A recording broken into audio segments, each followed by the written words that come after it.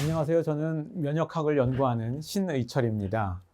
오늘은 바이러스가 내 몸 안에 들어오면 어떤 일이 일어날까? 이거에 대해서 말씀을 드리겠습니다. 가장 우리가 흔하게 걸리는 바이러스가 뭐 있죠? 감기 바이러스 같은 거 있죠. 호흡기로 들어오는.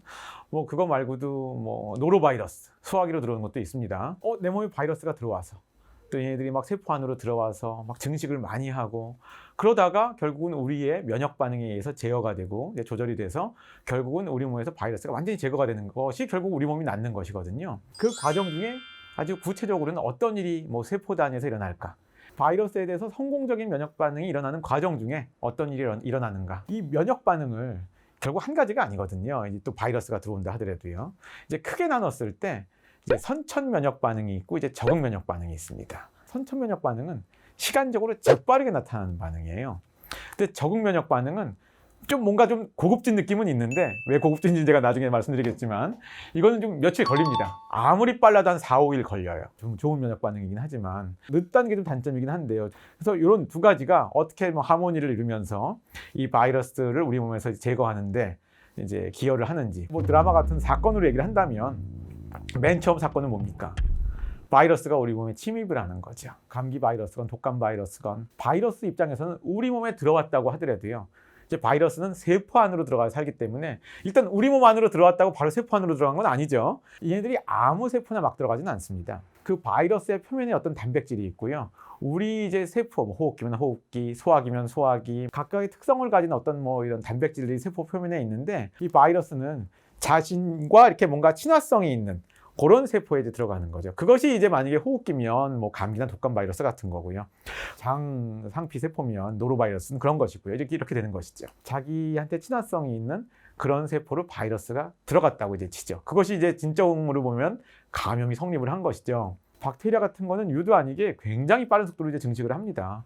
몇 시간만 지나가도 몇천 배, 몇만 배가 이제 증가를 할 수가 있어요. 이렇게 되면 첫 면역 반응이 이제 선천 면역 중에 하나가 일어나는 건데요. 우리가 만약에 이러한 그 세포나 면역 세포들을 좀 우리 사회로 이제 은유를 한다면, 이 보통 우리 몸에 구성하는 세포들은 시민들이고, 그 다음에 면역 세포들은 경찰이나 군인 같은 걸 이제 생각하기 쉬운데, 그러면 도둑이 들었다. 그러면은 경찰이 이제 출동할 수도 있겠지만, 맨 먼저 할 수 있는 자구책이 뭡니까? 시민 스스로가 뭔가를 하는 거겠죠. 저희 면역 반응도 마찬가지입니다. 인터페론 반응이라는 게 맨 처음 나타나요. 근데 이 인터페론 반응이라는 거는 이 감염된 세포의 자구책 같은 거예요. 그러니까 경찰이나 군인, 직업적인 면역세포 아니어도 즉각적인 뭔가 반응이 나타나는 건데, 실제로 바이러스에 감염되면은요, 이 감염된 세포가 그거를 인식해가지고 인터페론이라는 단백질을 막 뿜뿜 뿜어내요. 세포 밖으로. 그럼 만약에 제가 세포라고 하면은, 제가 바이러스에 감염되면 바이러스가 여기서 증식을 한 다음에 여기서 나올 거 아닙니까? 그럼 그 다음에 바로 타겟들이 누구예요? 옆에 있는 세포들이에요. 그러면서 바이러스가 점점 막 불어날 텐데, 그럴 때 얘가 그와 거의 동시적으로 그 인터페론 양을 내 가지고 옆에 세포들한테 결국 말을 거는 겁니다. 뭐라고 하는 거냐면은, 야, 나는 지금 바이러스 감염됐는데 지금 너희들은 이 인터페론 맞고서는 바이러스 감염되지 마. 이렇게 얘기를 하는 것도 마찬가지입니다. 이제 왜 그러냐 하면은요, 이 세포가 인터페론이라는 그 단백질을 맞으면은요, 항 바이러스 단백질이 그 안에서 막 또 생겨요. 그러면서 이 세포 각각의 항 바이러스 수준이 높아지게 됩니다. 그러니까 바이러스가 들어와도 잘 감염이 안 되게 만드는 것이죠. 시민으로 치면, 야, 우리 집에 도둑 들었거든? 옆집 사람들 너희 조심해? 약간 이런 거랑 좀 비슷한 그런 식의 아주 1차적인 면역 반응이고요. 실제로 바이러스에 감염되면은요, 빠르면 한 12시간 이내에도 이런 반응들이 나타나기 시작을 합니다. 이건 직업적인 면역세포가 없어도 바이러스에 감염된 세포가 아주 1차적으로 하는 거라고 말씀드린 거고요. 재빠른 선천 면역의 일환이긴 한데, 좀 직업적인 면역세포가 끼는 게 이제 들어오기 시작합니다. 그 중에 가장 중요한 것 중에 또 하나가 내추럴 킬러셀이라고 하는 겁니다. 영어로는 내추럴 킬러셀인데요. 한국말로 이제 번역할 때 자연 살해세포라고도 하고요. 막 죽이는 애예요, 이름처럼. 근데 아무나 다 죽이면 안 되겠죠. 그러니까 얘네들은 정상세포는 안 죽입니다. 그런데 바이러스에 감염된 세포는 막 죽여요. 근데 얘네들은 우리 몸에 늘 있습니다. 늘 있다가 바이러스에 감염된 세포를 만나면 얘네들을 죽일 수 있게 디자인이 되어 있습니다. 그런 것 같은 경우가 바로 면역학자들이 연구한 주제이기도 합니다. NK세포가 처음 발견되고 나서도 한 20년 동안 그게 안 풀렸어요. 그 질문이. NK세포가 한 1970년대 중반에 발견이 됐는데 1990년대 중반에 어떻게 감염된 세포랑 정상세포를 구분하는가 이런 것들을 알게 된 거죠.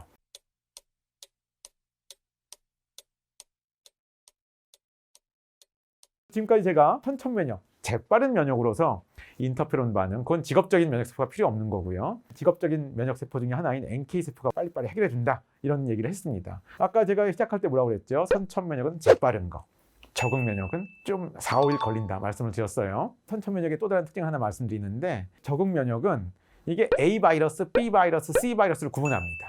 근데 이 선천면역은 A 바이러스, B 바이러스, C 바이러스를 구분하지 않아요. 그러니까 무슨 얘기냐면은 인터페론 반응이나 이 NK세포의 반응은 A 바이러스도 잡아주고 B 바이러스도 잡아주고 한꺼번에 할 수가 있다는 얘기가 되는 거죠.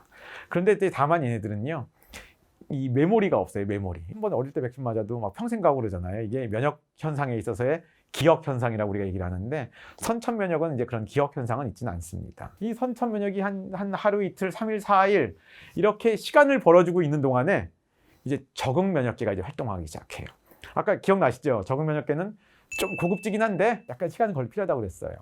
그래서 여기에 가장 대표적인 게 두 가지가 이제 항체와 T세포 두 가지를 이제 말씀드릴 겁니다. 여러분 아마 항체는 많이 들어보셨을 거예요. 항체라는 거는 각각의 그 박테리아나 바이러스에 아주 특이적으로 딱 결합을 해가지고 걔네들의 활동을 방해하고 제거해주는 역할을 하는 건데요. 이 항체는 그냥 생기는 게 아니고 우리 몸에서 그 어떤 직업적인 면역세포 중에서 B세포라는 게 있습니다. 이 B세포가 이제 항체를 내는 거예요. 근데 이제 B세포가 이 바이러스를 인식하고 A 바이러스면 A 바이러스 또는 B 바이러스면 B 바이러스에 대한 B세포가 다 따로 있는데 그 해당하는 이번에 감염된 그 바이러스에 딱 맞는 그 B세포가 이제 활성화돼 가지고 항체를 내기 시작하는데 아무리 짧아도 한 4, 5일이 걸리거든요. 좀 길게 보면 일주일이 걸립니다. 그 다음부터는 항체가 막 나오기 시작해요. A 바이러스에 대한 B세포는 A 바이러스에 대한 항체를 내고 B 바이러스에 대한 B세포는 B 바이러스에 대한 항체를 내고 이런 식으로 이제 얘기가 되는 건데요. 이제 어떤 지금 걸린 게 어떤 하나의 종류의 바이러스라면 거기에 대한 이제 항체가 나오기 시작하죠. 이 바이러스에 대해서 굉장히 중요한 역할을 합니다. 좋은 면은 있는데 아주 크리티컬한 단점이 하나 있어요. 결정적인 단점도 하나 있습니다. 장점은 뭐냐? 바이러스에 항체가 그냥 붙잖아요. 붙으면은 바이러스가 더 이상 세포에 감염도 못해요. 도둑이 있으면은 뒷다리를 그냥 못 움직이게 잡아버리는 그런 역할을 항체가 하는 거죠.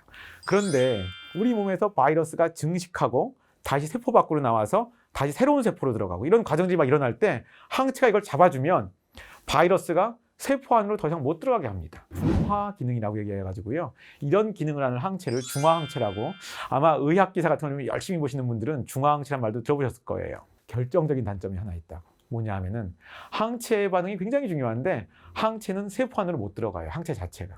그러면 바이러스가 지금 막 증식하는 와중에 세포 밖으로 나와서 이제 있고 다시 새로운 세포를 찾아 들어가기 전까지 그때는 항체가 있으면 딱 잡아줄 수가 있어요. 근데 바이러스가 이미 들어가 버렸어요. 그러면 그건 어떻게 항체는 해결할 수가 없습니다. 그때 해결을 해주는 게 T세포가 되는 겁니다. T세포도 아까 B세포랑 마찬가지로 A 바이러스에 대한 T세포 따로 있고요. B 바이러스에 대한 T세포 따로 있고요. C 바이러스에 대한 T세포 따로 있습니다. 특정 바이러스에 감염이 되면 A라는 바이러스에 감염이 되면 이제 그거에 대한 T세포가 우리 림프절에서 이제 활성화되기 시작해요. 근데 그것도 역시 활성화되는데 한 4, 5일 걸립니다. 걸리는데 이 T세포가 활성화되면 그 다음에 바이러스에 우리 감염된 그 조직으로 와요. 그게 무슨 폐가 됐건 장이 됐건 글로 옵니다. 와서 정상세포는 안 건드리고요. 바이러스에 감염된 세포만 골라서 죽입니다. 그러면 사실 약간 이거는 희생이 따르는 거예요. 뭐냐면은 바이러스에 감염된 세포는 내 세포거든요. 근데 이제 바이러스가 적인 거죠. 근데 이미 감염된 세포는 어떻게 할 수가 없으니까 내 세포가 좀 아깝긴 하지만 그것까지 같이 죽이다 보면 바이러스는 갈 곳을 잃어버리는 거죠. 이런 식으로 아까 이제 항체는 세포 밖에 있는 바이러스 아직 그런 것들을 이제 공격하는 아주 좋은 수단이고요. T세포는 세포 안에 들어가서 증식하고 있는 바이러스를 결국 해결해 주는 건데 아마 지금 여기를 좀 유심히 들으셨으면 아까 선천면역에서 말한 NK세포랑 지금 적응면역에서 얘기하는 T세포가 거의 유사한데 바이러스에 감염된 세포만 골라 죽이고 정상세포는 안 죽인다. 맞습니다. 굉장히 눈치가 빠르신 분인데요. 실제로는 맞고요. 그 세포 특성을 보더라도 NK 세포랑 T 세포는 굉장히 유사한 게 많은데 아무래도 그런 그 바이러스에 대한 특이성 그런 것들이 T 세포가 좀 더 좋아가지고 이제 적응 면역이라고 말씀을 드린 거고요. 굉장히 좋은 질문입니다. 사실은 제가 조금 아까 선천 면역하고 적응 면역이 별개인 것처럼 얘기했는데요. 선천 면역이 잘 작동해야지 적응 면역이 되거든요. 근데 그거를 실제로 적응 면역을 이제 일깨우는 아까 활성화시킨다고 했는데 그런 세포가 따로 있습니다. 그게 바로 수지상 세포라는 겁니다. 수지상 세포는 약간 우리 몸에서 대식 세포 같은 그런 친척 세포예요. 얘는 막 먹습니다. 먹는데 먹기만 하는 게 아니에요. 아까 바이러스에 여기 뭐 폐에 감염이 돼 있다. 그럼 폐에서 바이러스에 감염된 세포를 얘네들이 먹습니다. 먹은 다음에 어디로 가느냐? 림프절로 갑니다. 적응 면역의 어떤 그 주요한 그 세포인 T세포 같은 게 림프절에서 활성화된다고 그랬거든요. 그러니까 이 수지상 세포가 림프절로 이걸 가지고 가면서 알리는 거예요. 야, 림프절에 있는 B세포, T세포한테 야, 얘들아, 지금 저쪽 폐에서 큰일 났어. 지금 무슨 일 났어. 바이러스에 감염된 세포, 죽은 세포를 먹어가지고 왔거든요. 그 조각을 내놓습니다. 그럼 T세포나 B세포가 그것을 보고서는 이거 A 바이러스가 들어온 거니까 내가 나갈 때다. 이렇게 되면서 이제 활성화가 시작이 되는 겁니다. 이거 과정이 아까 4, 5일 걸리는 그런 과정이거든요. 실제적으로 세포에서는 수지상 세포가 자기 세포 위에 바이러스 조각을 얹어 놓습니다. 그러면 이것을 그 T세포나 B세포가 또 자기 세포에 있는 수용체가 이걸 딱 맞게 인식하면 바로 그것이 그 바이러스가 들어온 걸로 인식하게 되는 실제로 림프절에서 일어나는 그런 과정이 되겠습니다. 선천 면역, 적응 면역 이런 말씀을 드렸는데 이 개념이 그냥 면역학자들끼리 얘기하는 개념이냐? 그렇지 않습니다. 우리가 백신을 맞는다는 행위를 하잖아요. 백신을 맞으면 또 빨리 낫게 되죠. 그러니까 감염이 안 걸리거나 또 하나는 우리가 어떤 바이러스에 한번 걸리면 백신을 맞은 게 아니라 하더라도 다 낫고 나면 뭐 5년 후에 똑같은 바이러스가 또 안 걸린다라든지 또 걸려도 게 약하게 걸린다든지 이게 백신이랑 마찬가지 원리인데 아까 이제 메모리 기능, 기억 기능이라고 했죠. 이걸 가장 큰 원리 중에 하나는 뭐냐면요. 아까 기억하세요. 적응 면역은 내 몸에 바이러스가 들어오면 한 4, 5일, 일주일 걸린다고 그랬어요. 이게 한 번 그렇게 경험을 하면은요. 다시 두 번째 백신을 맞았건 아니면 이전에 감염을 해서 걸렸었건 간에 동일한 게 또 들어오면 그 4, 5일 걸리는 거가 그냥 하루 이틀로 쫙 줄어듭니다. 그러니까 재빠른 면역 반응이 일어난다는 거죠.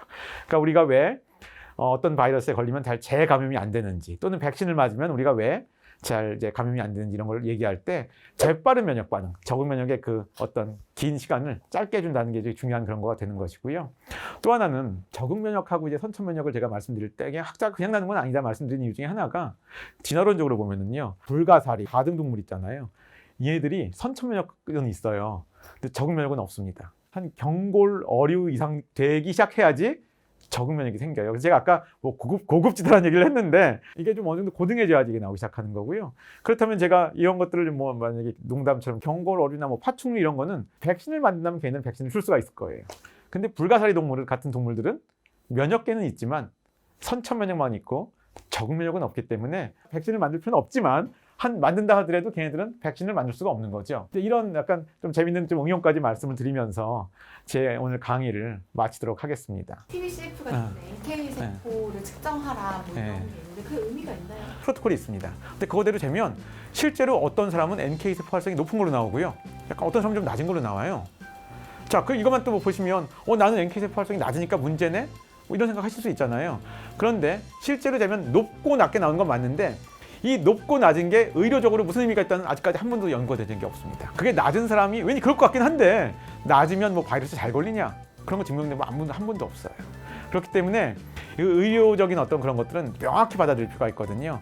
NK 세포의 활성을 재는 건 맞는데 그것이 실제로 뭐 바이러스에 더 잘 걸리고 안 걸리냐? 이건 증명된 바가 없고요. 증명된 바는 없지만 저는 어떻게 생각하느냐? 그럴 수도 있고 아닐 수도 있다고 애매하게 답할 수밖에 없어요. 왜냐하면 어떤 사람이 설사 NK세포 활성이 높아도 또 반면 인터페론 리스폰스 등장이 약하고 항체나 T세포 반응이 약하다면 이 사람은 또 종합적인 바이러스에 면역 반응도 약할 수도 있는 거거든요. 반대일 수도 있고요. 그러니까 이런 단편적인 걸 가지고선 종합적인 판단을 자꾸 하시지는 않는 것이 좀 좋을 거라는 말씀을 드리고 싶습니다. 네. 신 교수님은 자기 NK세포 활성을 혹시 측정해 본 적이 있으십니까? 저는 측정해 본 적이 없고요. 측정할 필요성도 느끼고 있지 않습니다.